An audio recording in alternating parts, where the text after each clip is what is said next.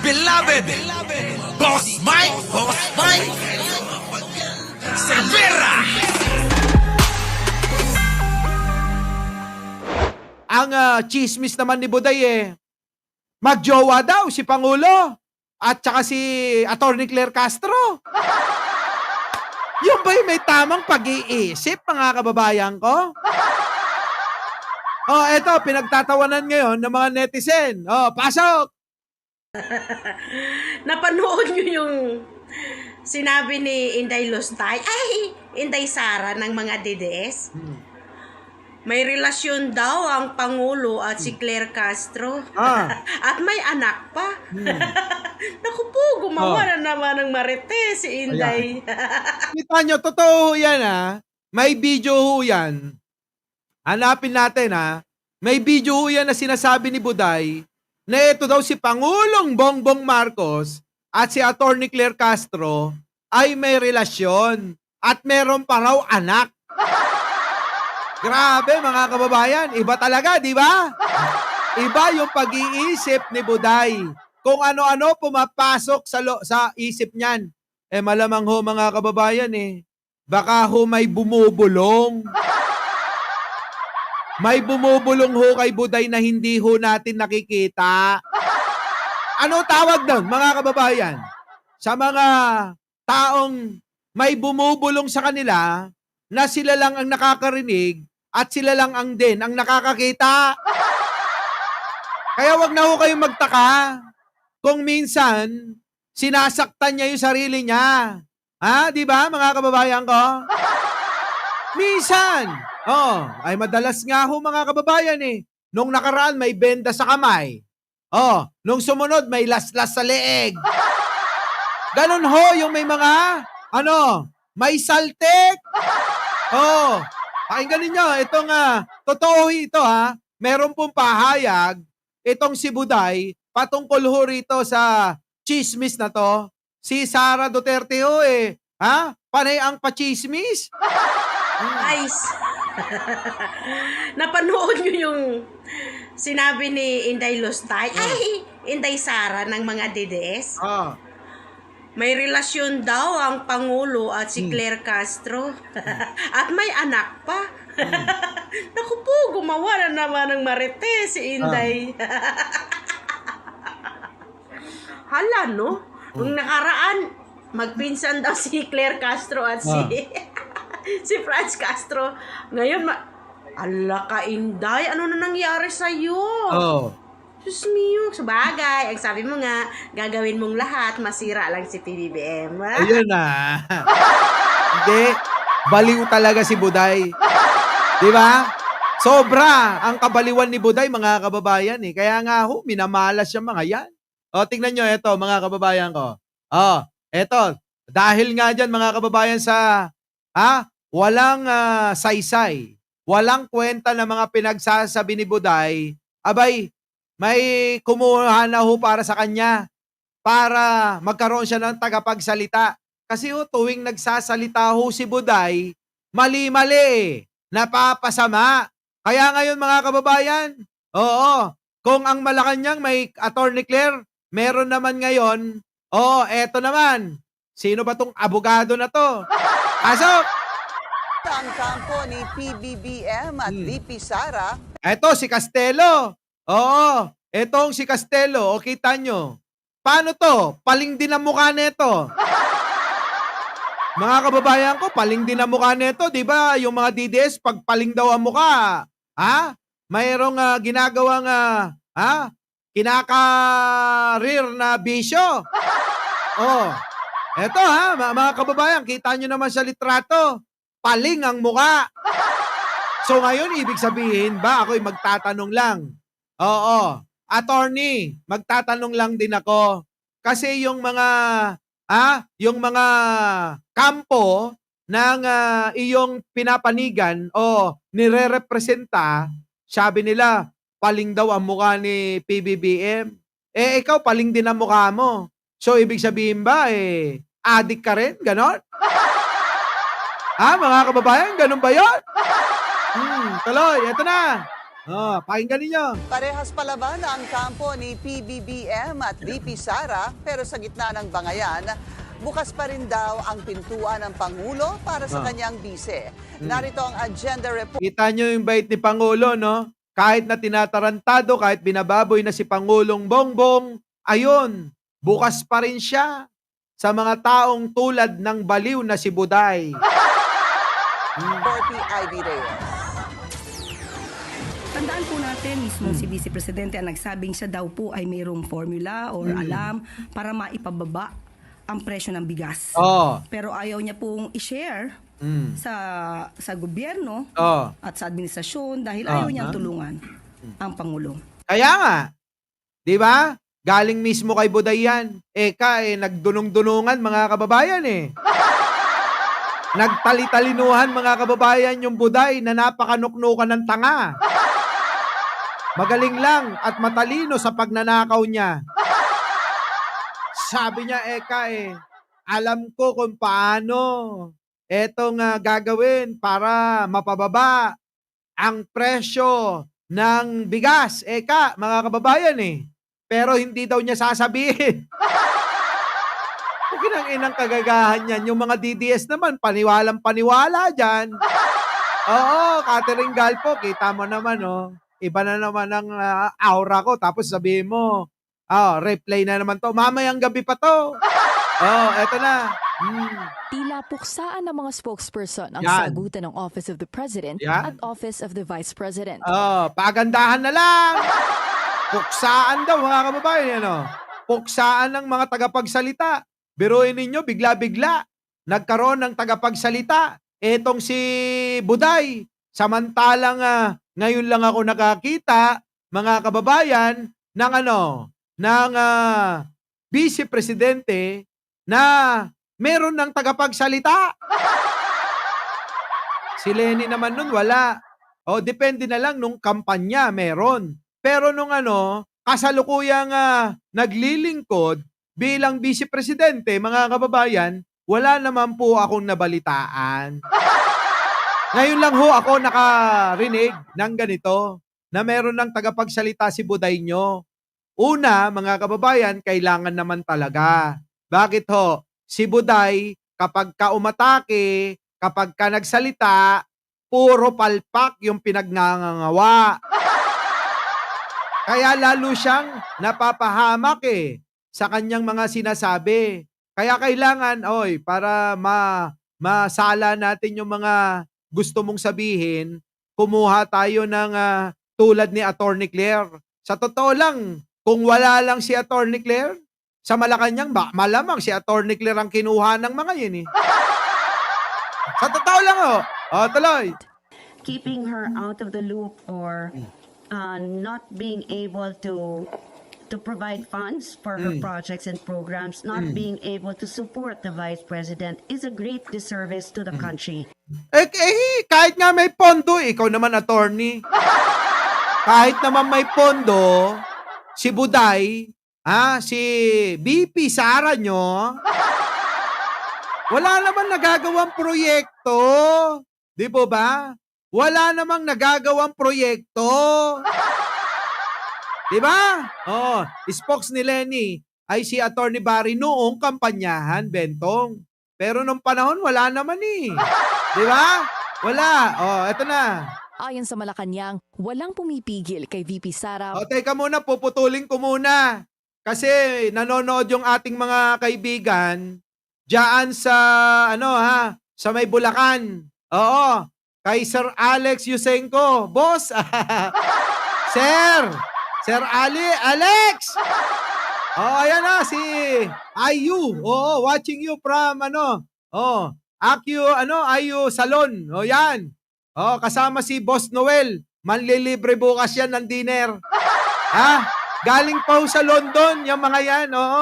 Yan ho yung aking mga laging kasama kapag uma-attend kami ng event. Sila Alex Yusenko at sila Sir Noel.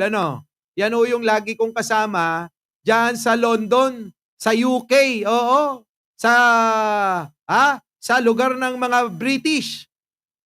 Diyan kami dumadalo ng mga event patungkol sa mga usapin ng pagpapaganda. Oy, kita tayo bukas. Oo, linggo. Dinner, ano? Thank you agad sa panlilibre nyo. Yun. Eto na, si Buday. Para tumulong sa gobyerno. Welcome raw sa Pangulo ang anumang suggestion nito kung makakabuti naman para sa lahat. Kita nyo, welcome. Kahit ganun ang ginagawa mga kababayan ni Buday kay Pangulo, bilang profesional na lingkod bayan ng Pangulo natin at ang ating ama ngayon ng ating bayan, kita nyo, nagpapaka-professional ang Pangulo. Welcome ka, Buday! Ano ba sakali? Ito tanongin nyo siya. Sakali, Buday, ano ang isasuggest mo o suhestyon na maaaring makatulong sa sambayan ng Pilipino? Aber? Meron ka bang alam? Meron bang alam si Buday? Mga kababayan, nakakatatlong taon na. 3 taon na rin, mga kababayan, na kumukobra ng budget, bilyon-bilyon. Lalo na sa DepEd. Bilyon-bilyon ang kinubra. Confidential fund. Milyon-milyon ang kinubra. Pag susumahin mo, bilyon-bilyon na ang nahawakang kwarta. Pero bakit? Bakit kahit isa walang maipagmalaki na proyekto na makakatulong o nakatulong sa ating mga Pilipino? Sige nga ho, sipin yung maigi yan. Di ba ba? Wala ho eh. Wala ni isa man na maipagmalaki. Itong si Buday ninyo. Kaya etong si Pangulo, tingin ko, isip-isip niya, di kung merong alam di welcome. Sabi ko naman, mga kababayan ko, kung may alam pala kung may isusuhestyon, may suggestion, di dapat, ginawa niya na. Dahil hindi naman niya pwedeng sabihin na, paano ko magagawa ang lahat ng yan kung walang tulong ng pondo ng gobyerno? Di ba ang dami mo nang natanggap? Pakaw! Pero hanggang ngayon, anong proyekto ang may pagmamalaki ni Buday? Kahit, tagal-tagal na natin tong kahit na wag ng mega, medyo babaan natin. Wag naman yung tree planting. Kasi kung tree planting lang yan, kahit yung si Alex Yusenko na konsehal dyan sa may Bulacan sigurado kayang-kayang gawin yan Di ba? Magpatawag ka lang Sir Alex, konsehal Alex Yusenko, magpatawag ka lang at tayo magtatanim ng mga puno dyan sa mga bakanting lote dyan sa inyo. Walang iyang buhay ito. Etong si Pangulo. Sige na. Sige, welcome. Kung meron talagang may ipapakita at meron talagang laman yung ulo. Tuloy. Hindi rin daw humaharang sa kahit anong paraan ng administrasyon sa budget requests ng OVP. Yun nga lang, hindi nito na-justify ang initial requested appropriation ng opisina na 2 billion pesos. Yan! Diyan ang problema. Hihingi ka na naman ng budget, pero yung nakaraan, hindi mo pa rin na ipaliwanag kung paano mo gagastahin. Bakit? Eto mga kababayan ko, makinig kayo. Makinig ka, Sir Alex. Konsehal, makinig ka Sir Noel, makinig ka. Lilibre mo kami bukas. Makinig kayo Paano maipapaliwanag ni Buday kung saan gagastahin yung hinihingi niyang pondo? Ang ginagawa, ninanakaw niya to Mahirap ipaliwanag kung yung pondo, ang alam mong gawin, ay kung paano lang nakawin. Kaya ikaw, Sir Alex, babatikusin kita. Pag may nagchismis sa akin dito na yung budget mo dyan sa lugar ninyo wala kang nagagawang proyekto, Pero alam nyo, konsyal lang yan, no? Si Alex Yusenko, dyan sa Bulacan. Aba mga kababayan, napakarami nang natulong niyan sa barangay niyan. Oo, matulungin ho yan. Sobra. Ha? Sobra. O, yun po. Si Buday, mga kababayan, hindi maipapaliwanag kung saan dadali ng pera. Kasi nga ho, sanay. Si Buday, nakawin lang yung pondo niya. Hinang-hinang yan. Diba, Clarita? Oh, Miss Au. Ano? Ha? Ano ba alam niyan? Magnakaw lang na magnakaw, di ba? Yan, oh. Pero mula 733 million, itinaas ng Budget Department sa 903 million pesos ang budget ng OVP. Kita mo? Reklamo ka pa. Panay pabatikos mo. Ganon kabait si Pangulo. Oh, mas mataas pa dun sa hinihingi mo yung binigay sa yung pondo. O di pahiya na naman kayo. Sabi ng mga DDS, ayaw bigyan ng pondo, eka. Etong aming vice-presidenteng idol naming luka-luka. Biruin nyo mga kababayan, itinaas pa pala. Ha? Mas mataas pa ho sa hinihingi niyang pondo yung binigay sa kanya. Grabe. Ha, mga kababayan, matindi ano? Matindi. Yan, mga kababayan. O, eto pa. O, tuloy. May hirit din ang palasyo sa Duterte ally na presidential sister. Hinain kasi ni Senadora Amy ang PRRD Act na nagbabawal ng pagde-transfer ng isang Pilipino sa isang bansa na walang active treaty sa Pilipinas. O, kita mo, bobo rin tong isang to. Ito yung hinain ho na, na panukala na wag daw nang maulit yung pong nangyari kay Digong na isang Pilipino ay dinala po doon sa ICC. Mahaba lang babaho nito, pero bobo rin. Kita nyo mga kababayan ko, wala naman jurisdiction daw na ang ICC dito sa Pilipinas. Yun lagi nilang ang panangga. Pero nakakalimutan laging sabihin sa tao na yung mga krimen na nangyari at nagawa ay numpang tayo'y membro. Yun ho yung hinahabol ng ICC. Paulit-ulit na lang tayo. Paulit-ulit na lang ho tayo na nagpapaliwanag na hindi naman ngayon. Kung sakali man may mangyaring ganon. Halimbawa ikaw, baba, nakagawa ka ng masama. Halimbawa, yung katabi mo, bigla mong nasaksak ng iyong baba. Yon, hindi na pwedeng ikaw ay ihabla sa ICC. Kasi hindi na tayo sakop nila. Wala na tayo. Pero ang hinahabol nga ng ICC ay yung panahon na tayo'y membro nila. Paulit-ulit. Di mo ba? Yun mga kababayan. Kaya nga ho, dahil dyan, eto, pakinggan ninyo. Futility para sa dating ICC judge ang mga inihaing Senate resolution na humihirit ng house arrest para kay FPRRD. Eto yung naghain itong kampo ni Duterte. Sila Bongo, Bato, si Aime at iba pa ng resolution para nga daw mga kababayan baka pwedeng i-house arrest na lang itong si Digonyo. Sabi ng isang batikang abogado, na maalam sa international law. Pakinggan ninyo. Nasa Rome Statute lang kasi ang bola, kaya malabo itong mapagbigyan. Kita nyo? Wala. Hindi hindi na ho mapagbibigyan pa si Digong. Kahit anong paawa nila. Ito, ang ginagawa nila na butot balat na kahit man totoo yan, ginagawa na lang ho nila na pagpapaawa para mapagbigyan itong ginagawa nilang resolution para nga daw itong si Digong ay maiuwi at ma-house arrest na lang. Wala. Malabo daw. Malabo! Hindi daw mapagbibigyan. Tuloy! If the Senate passes a resolution like that, what is that value to the ICC? Yan. Nothing. Nothing! Wala! Nga!